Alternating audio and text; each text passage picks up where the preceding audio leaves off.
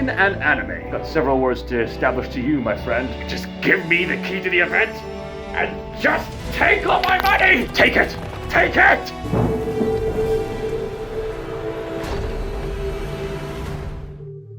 Words cannot begin to describe how amazing this premise sounds.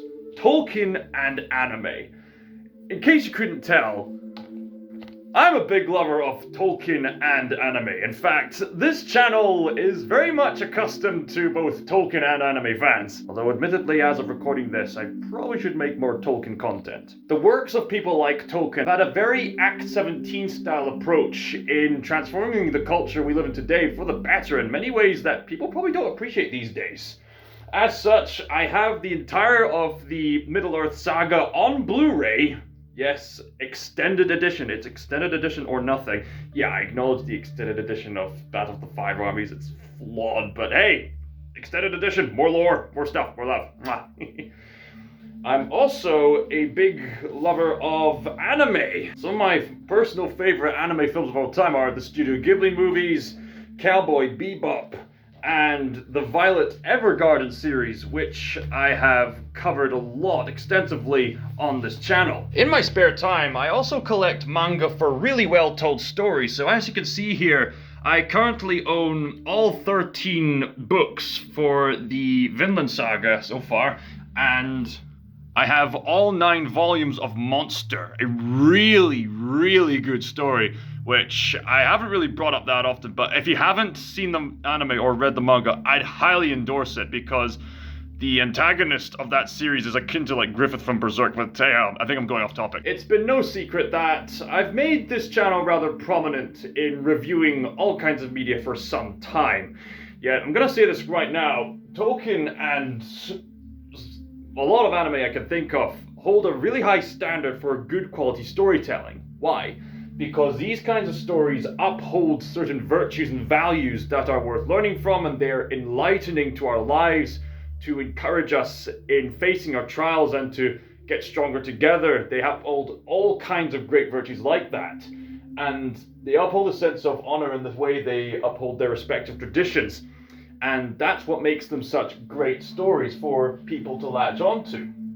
So naturally, combining Tolkien with anime was just a guarantee for success, right? Well, admittedly, I have heard several concerns here and there, which I will address in this video, but I suppose first things first, what is this particular upcoming anime movie all about? From what I've learned, the premise of War of the Rohirrim is about a crucial historical event set in the land of Rohan in Middle-earth, and it's set 200 years or so before the events of much of the Middle-earth saga with The Hobbit and the Lord of the Rings series.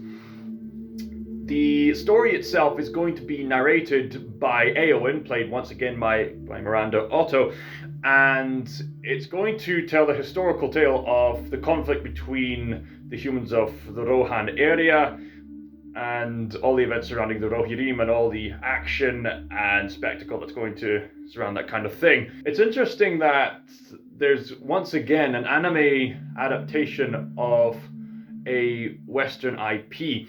Certainly this isn't anything new, and a certain group of anime fans will have fond memories of certain anime adaptations of Western IPs, which have been very unique in the way they've told their storytelling through this unique visual creative medium that is anime. They have fond memories of stuff like The Animatrix, Halo Legends, and as much as people love to critique Disney Star Wars these days, some people have had a positive receptivity towards Star Wars Visions. So now there's an anime adaptation of The Lord of the Rings. This is definitely a first. And for European anime fans, having an anime adaptation of Tolkien is basically a eucatastrophe in itself. With that said, I have heard some concerns that the plots and characterization of this film could go down the ultra-feminist girl boss route. My pride, my joy. You could rule the world. don't know, man. You've been seeming sus lately. It's almost like we have an imposter among us. Don't lie to me, Walt!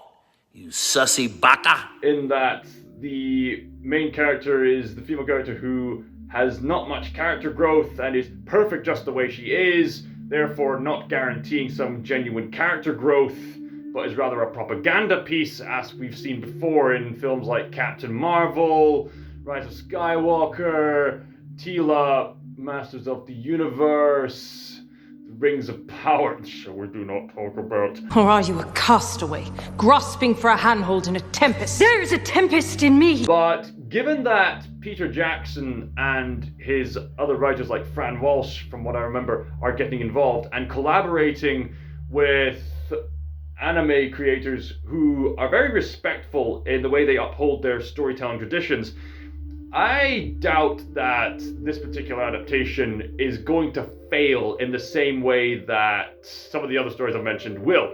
Because in Japan, they don't have the same kind of politically social pressures that a lot of people do here in the West, because East are willing to uphold their traditions about hard work, about family values, as well as upholding the distinct advantages between men and women. It's a very divisive climate these days, and it's made all the more divisive when people are getting easily offended by anything and everything.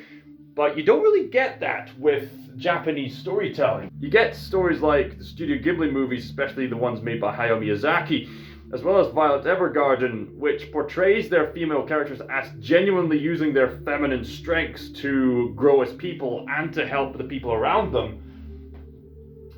And you have other such stories like Cowboy Bebop, Monster, and Vinland Saga, which delve into mature themes in a way that a lot of people in modern Hollywood these days just don't have the kind of effort and nuance to dive into in a meaningful way. Of course, you get exceptions like with Christopher Nolan movies and stuff like that, but they seem to be more of a rarity these days. And this channel is all about upholding any kind of works of art that tells a genuinely great story. Another concern I've heard about this adaptation is the visual style.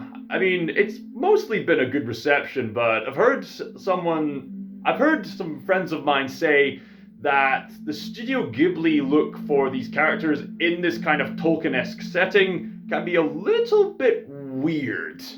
And perhaps if they had approached more akin to Vinland Saga, which is an Anglo-Saxon setting in and of itself, then it would probably make more sense.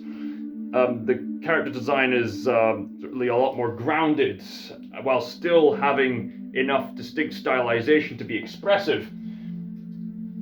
I suppose with the Studio Ghibli style, character designs are a little simplified and soft, which could work for some kinds of storytelling. And I have made a video in the past about comparing Tolkien with Miyazaki after Miyazaki critiqued the Peter Jackson movies, but I actually pointed out that there's actually a lot of similarities between Tolkien and Miyazaki. In fact, side note, I've been told that Miyazaki actually has respect for Tolkien's original source material in the books, but I guess that's a topic for another time, or is it? I don't know. But the point is, perhaps a Studio Ghibli style would be suitable for a certain type of Tolkien-esque storytelling, because Tolkien and Miyazaki do have similar themes in regards to how they respect nature, how they respect traditions and stuff like that. They actually have a lot in common. Although, yeah, I suppose an Anglo-Saxon setting like how Vinland Saga set it up would probably make more sense for the kind of visuals that War of the Rohirrim would go for. Perhaps a Studio Ghibli style would be more suitable for, I don't know, a story set in the Elven Kingdom or the Hobbit Kingdom, or something a bit more family oriented or something like that. But Studio Ghibli delves into really mature themes too, don't get me wrong. But I can understand where people are coming from. The Studio Ghibli character design can seem a bit odd for these characters that are meant to be somewhat grounded in the sort of Anglo-Saxon medieval setting, and Vinland Saga would be more suitable for that. So I get where they're coming from, but the Studio Ghibli style could work too. But from what I've seen so far, the animation still looks stunning for what it is. I mean, the angles of that eagle, all the angles they can get with all these big dramatic action set pieces. The color scheme is very appealing. It's got this sort of warm appeal to it, but at the same time, there's a grittiness to it. So that grittiness will definitely appeal to Tolkien fans and any like hardcore like fantasy fans in general, really, because fantasy and animation can easily be associated with like the family-friendly Disney imagery. I mean, there's nothing wrong with that by itself. It's just that for more mature audiences, a gritty style can really invest people, you know? Is there anything else that is of major concern about this story? Well, I suppose it comes down to overall delivery. I think on the whole, I'm seeing people in the comments just saying, and just practically praying, please let this be better than Rings of Power. But I guess that's enough for today. All we can do is speculate, and after all these months of leaked images and stuff like that, the actual trailer is out, and it's left for fans to speculate on details regarding the lore and how that's going to translate well into an adaptation. Either way, this is going to make for a brilliant Christmas present to add to the contributions to the Great Commission.